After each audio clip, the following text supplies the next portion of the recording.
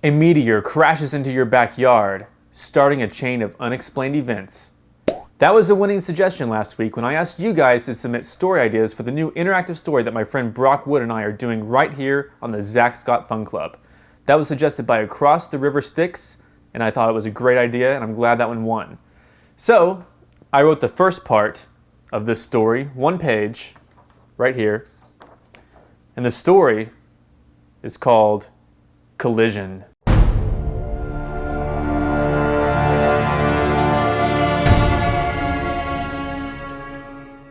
So although that was the winning topic, one of, I think maybe third place, someone suggested that, this was Ken1W suggested, I think Brock Wood should be one of the character names, the main character, awesome name. I thought it would be funny, but I didn't want to make Brock too mad since he is writing the story with me. So instead, I named the main character Brock Albert. Hopefully that's good enough for you. And then, not even close to winning, but a suggestion further down the list, someone suggested, the News 1990s suggested, arcade machine setting in 1980s sort of time. Now, of course it wasn't a winning entry at all, but I took the idea, 1980s, and I thought, I'm going to set this story in the 1980s. It was a great time. It was when I was growing up. It was the dawn of a lot of types of consumerism that we see today. The first time that to my knowledge, that television shows were really made explicitly with the intent of selling action figures to little kids. So it was a great time. And it was the dawn of a lot of the technology that we have today. It was great to see some of that stuff being played out in the 80s and not knowing where it was going to go in the future.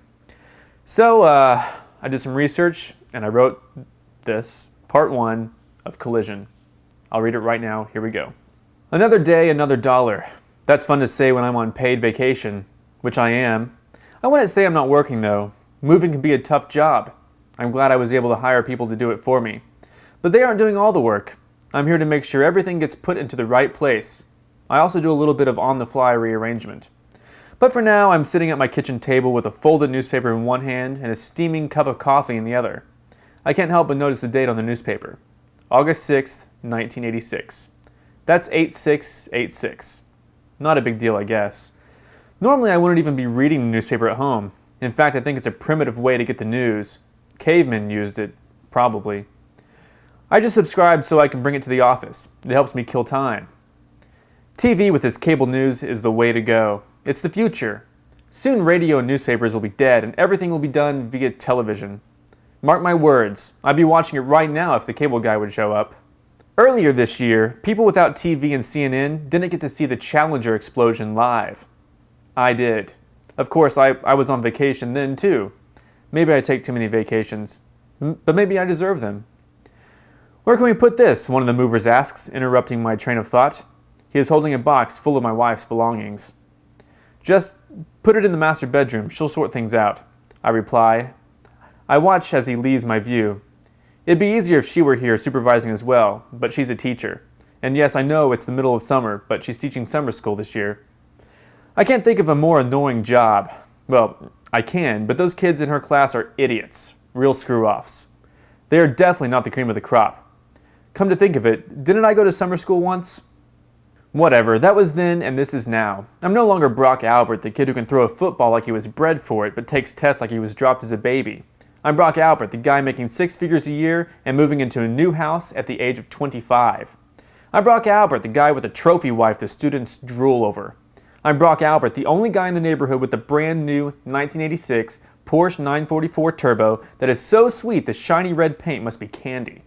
I'm Brock Albert, the guy who is growing extremely annoyed waiting for the cable guy. Where the hell is he? I slam my paper onto the table and walk over to the phone. At least the phone company is on top of their game. I pick it up, dial a number, walk back to the table, and sit down. You guessed it, cordless phone. AT&T makes the best. I can go into different rooms of the house. I can even take it out back, but then the reception gets screwy. Other than that, I can't imagine a phone getting much better. Occasionally, I can even pick up neighbors' calls. And of course, there's no cord, hence the name. My wife seems to always get those things tangled up. I pity all the husbands who haven't upgraded. As I listen into the phone, I hear the unpleasant sound of static, except it grows louder. No, that noise isn't static. It sounds like a roar. Suddenly, light pours in through my kitchen window, somehow overtaking the natural daylight. A loud crash erupts from the backyard, and the entire house shakes. The movers pause. I spill my coffee, and I drop the phone out of fright. I gaze around, trying to figure out just what the hell is going on. And that's end of part 1 of Collision by Zack Scott. So guys, what did you think of part 1? Be sure to click the like button below, and if you want to keep up with the story, subscribe to the Zack Scott Fun Club if you haven't already. I expect most of you already have. Part 2 will be written by Brock Wood, and its direction is going to be based on what you guys decide. Just go to the main Zack Scott Fun Club YouTube page and check out the Google moderator and vote and submit your suggestions for what you think should happen in part 2. Now, don't vote or suggest anything that has to do with me, Zack Scott, or my personal life, or the cats, Otto and Egon, or spiders, or anything like that. I want to keep this completely in the fictional realm because that's how it's going to be fun for Brock and I to write. And try not to write anything or suggest anything too ridiculous or obscene or anything like that. Just keep it clean, relatively clean. You know, you can go violent, whatever. It doesn't matter. Anyway, all I'm saying is go vote, go make a suggestion. All of you make suggestions if you can. And then we'll see next week what Brock has written for you guys.